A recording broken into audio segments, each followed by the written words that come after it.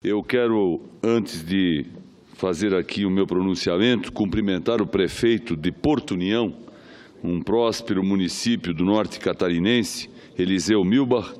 Também quero aqui saudar o vereador Luiz Alberto Pasqualini, que é o presidente da Câmara Municipal de Vereadores, igualmente o senhor vereador Jair Bart, que é do PSDB, e o vereador Fernando Moreira, que pertence ao PR e que também atua na Câmara de Vereadores de Porto União. Senhor presidente Thierry Pinto, senhoras e senhores senadores, o estardalhaço da operação que desbaratou irregularidades em dezenas de frigoríficos brasileiros está fazendo estragos. Os reflexos do efeito midiático da medida, aliados ao exagero de informações não confirmadas, trarão no curtíssimo prazo prejuízos enormes para a economia brasileira, sem contar os reflexos em outros segmentos. Falo isso porque trata-se do setor que contempla uma ampla cadeia produtiva, envolvendo principalmente muitos empregados diretos e indiretos no meu querido estado de Santa Catarina. São dezenas de trabalhadores e de empregos que serão ceifados no meu estado, particularmente na região do oeste catarinense, onde estão concentrados grandes investimentos e empreendimentos voltados a essa atividade. Outras consequências já alcançaram além fronteiras e afetaram a venda de carnes nacionais para o exterior. Tudo indica que, com sua ação, a Polícia Federal tenha mirado num alvo, mas derrubado rebanhos inteiros. União Europeia, China e Chile já anunciaram restrições à compra da carne brasileira. A Coreia do Sul tinha tomado a mesma decisão, mas voltou atrás. Juntos, esses mercados compram cerca de 1/3 da produção nacional exportada. Os dois primeiros são os principais mercados de destino do Brasil nesta área. Para tentar estancar os danos, o Ministério da Agricultura suspendeu a licença de exportação dos 21 frigoríficos sob investigação. É positivo, senhor presidente, que a PF tenha buscado barrar mais um esquema criminoso em ação no país. O conluio entre fiscais do Ministério da Agricultura e alguns frigoríficos, e quero mencionar alguns frigoríficos, para tapar os olhos a todo tipo de falcatruas na produção de carnes, permitindo que o produto impróprio para consumo chegasse à mesa, deve ser realmente punido com o máximo rigor. Afinal, o que está em risco é a saúde pública e a segurança alimentar de milhares, quiçá milhões de consumidores. A operação também tem mérito de desnudar mais um caso de corrupção, de relação promíscua e de ocupação desenfreada da máquina pública para satisfazer o apetite de partidos políticos com alta distribuição de propinas e subornos. Essa demonstra ser a doença mais disseminada no aparato estatal do país, depois da passagem da praga de gafanhotos que foram os governos petistas. Não dá para continuar sendo assim. O aparelhamento da máquina foi ilimitado. Chegou ao departamento que fiscaliza os produtos que são colocados nas mesas de famílias e de consumidores brasileiros. Os estragos dessa política desastrosa ocorreu por todos os escaninhos da máquina pública. A título de ilustração, podemos citar o que ocorreu na Petrobras, os fundos de pensão quebrados, as indicações políticas para ministérios com o propósito de usufruir do dízimo partidário. No Conselho das Empresas não foi diferente. A Folha de São Paulo de ontem noticiou que o vice-presidente da BRF, conhecida como BR Foods, citado nessa operação, já participou de outro escândalo, ou seja, não tem critério para indicar ninguém, não foram capazes de averiguar a ficha suja dos indicados. Abro aspas para a referida matéria. Citado na Operação Carne Fraca, o vice-presidente da BRF, José Roberto Permonian Rodrigues, esteve no foco de outro escândalo em 2007.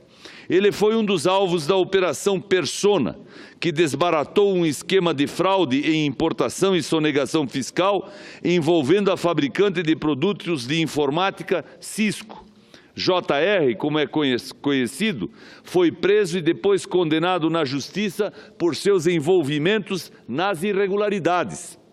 O despacho do juiz responsável pela operação cita um diálogo no qual JR orienta Ronei Santos, gerente de Relações Institucionais da BRF, sobre como lidar com a solicitação de uma servidora do MAPA. Ela viajara à Europa com as despesas pagas pela BRF e pressionava para conseguir da empresa um recibo falso, dizendo que os gastos haviam sido reembolsados. Fecho aspas. Obrigado pela generosidade de Vossa Excelência na concessão de mais uns minutos. Fique à vontade, senador. A carne fraca, no entanto, a carne fraca não parece ter atentado para os efeitos perniciosos que acarretaria a um setor em que o Brasil é potência global. Pôr na rua a maior operação da história, entre aspas, senhores senadores, a maior operação da história, como a PF classificou a ação da sexta-feira, para brecar a atuação de 2 dezenas de estabelecimentos, num setor em que eles somam 4.837 estabelecimentos, revela-se claro exagero. Pior, só uma das empresas investigadas, sediada no Paraná, passou por perícia técnica. O setor emprega, segundo informações do governo brasileiro, 6 milhões de pessoas. Exportou 13,7 bilhões de dólares no ano passado. Terceiro maior item da nossa pauta exportadora.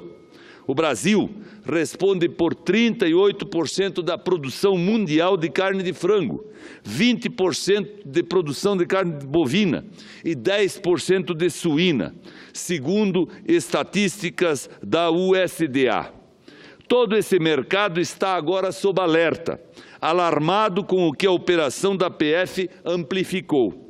Teme-se queda de até 15% nos embarques e corte de até 20% nos preços. Como se vê, os prejuízos na cadeia produtiva do setor são evidentes. No fronte externo, o Brasil certamente contará com suas representações diplomáticas no exterior para reverter essa tendência no sentido de manter aberto os mercados arduamente conquistados em anos de trabalho. É desejável, sim, que o sistema de fiscalização da sanidade dos frigoríficos nacionais melhore. Em particular, o esdrúxulo modelo em que as empresas fiscalizadas bancam de forma legal e oficial profissionais que devem responder pela sua própria fiscalização não pode mais existir. Em 2014, o TCU sugeriu uma série de aperfeiçoamentos nos procedimentos de fiscalização, jamais adotados. Ressalte-se que 1/3 da carne comercializada no país não passa por escrutínio da fiscalização. Também por isso, as medidas profiláticas e localizadas adotadas na segunda-feira pelo governo brasileiro às exportações também deveriam valer para o que é comercializado internamente, para que não pairem quaisquer suspeitas em relação à qualidade da carne produzida no país, em geral de excelente padrão.